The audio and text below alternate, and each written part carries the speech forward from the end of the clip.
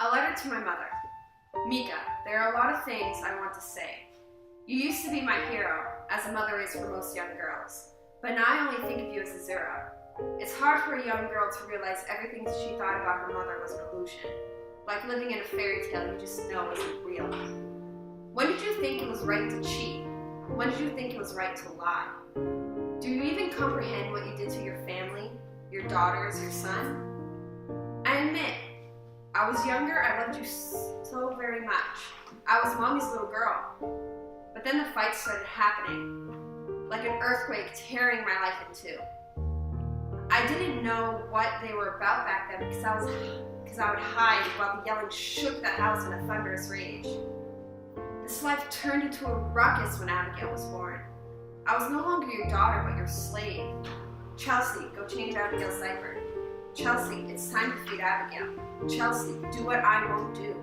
I'd say, yes, ma'am, and do it with my head down, despair in my heart, while you were typing away at your computer, a mindless drone caught in the gears of society. I'm more of a mother to that little girl than you will ever be. I watched her walk. I watched her learn to talk. I ran to her when she fell down, my arms trying to stifle her cries and tend to her wounds. I watched her become what I never had a chance to be. I watched her while she became free from the tyrant that is our mother. I've had to grow up so much because of that. I'm no longer being able to be a child or a teenager, having the mindset of a young adult and not being able to live as a normal person, with carefree fun and mistakes to be learned from. Do you remember when you called me a slut for thinking a few boys in my class were cute? Do you remember calling me a bitch for actually standing up for myself against you?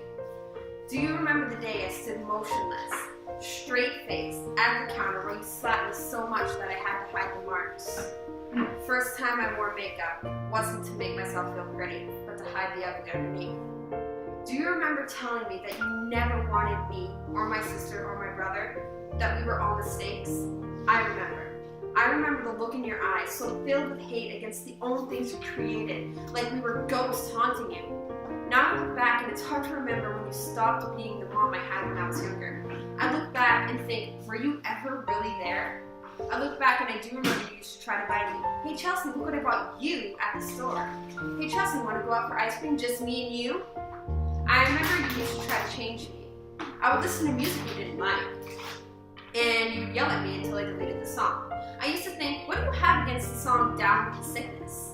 Now I know. Well, just listen to the lyrics. That's what I think of you. And when I dream, no mommy, don't do it again. You started to be more secretive. Started going against my dad, hiding things from my dad. I go to my dad, Daddy, can I go to a friend's house? No, Chelsea, not today. I go to you, Mommy, can I go to a friend's house? Sure, sweetie. You would let me do what my dad knew was wrong for me. You would go behind his back. You would take me and my siblings to lunch, to the beach, but you would always end the outing with, don't tell Daddy. I remember a day you said that 100 times, the day we went to the beach and met your friend. Later that month, we learned that Fred was the man you were cheating on Dad with. I remember that one night you were with him. How can I not remember that day? You said you were out on a call. I was sick, and by sick I mean sick. I crashed on the couch, my eyes heavy with sleep. I wake up to someone walking around the house like a thief trying to sneak in unnoticed. The early summer sun was showing through the shades, and it gave me the notion that it was my dad that just walked in. I realized on the couch and I stood up. Man, I felt so weak. I walked into my sister's room, for mine was a construction zone. I saw my brother sprawled across my bed as if it was his own domain. There was a burning in my eyes and I realized your light was on, but no dad in the room. It was you that just walked in. Confused and weak, I say, Mom, Justin is in my bed. You returned my comment with a vicious growl, whatever, Chelsea, go sleep on the couch. You sounded so guilty. It sounded like you were a criminal trying to hide what they had stolen. I guess my body knew what was happening before my mind wanted to comprehend. I turned around, mind racing, trying to realize what just happened, then everything went black. I fainted in my room, face 1 inch away from a crowbar, ready to impale my head. I was lucky my dad was walking in that very moment, my savior, for if he didn't, I don't know how long I would have been on that medicine floor, the floor that tried to consume my life. It was my dad who came to help me, not you. You were pretending like you were home this whole time, keeping up your bucket of lies. That was the day I realized that you were never there for me, that you were a parasite just looking for money. You may think I hate you, but the truth is I don't. I'm disappointed. You not only disappointed me, you disappointed your entire family. Having that disappointment out of my life has changed my life. I tell everyone the day you left was the best day ever. That I was now stress-free and happy. But the truth is, I'm not. Nowadays, I shut everyone out. Because I'm afraid. Afraid of being let down, afraid of not being good enough, afraid that no one will understand where I'm coming from, afraid of becoming you. I want to disprove the saying, like mother, like daughter. But it's harder than you think. Having you out of my life has made it better, but depression has filled my heart, a black hole trying to consume what left of me there is. I try to help it, but there's no fixing it. I know what the problem is, but there's no fixing it. The problem is still you. I would ask you if you knew what it's like.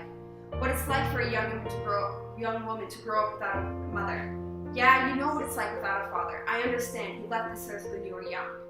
But you don't know what it's like without a mother. You don't know what it's like to go through womanly things without the help of your mother. You don't know what it's like to go through your first love, your first mistake, your first heartbreak. You don't know what it's like without that warm embrace.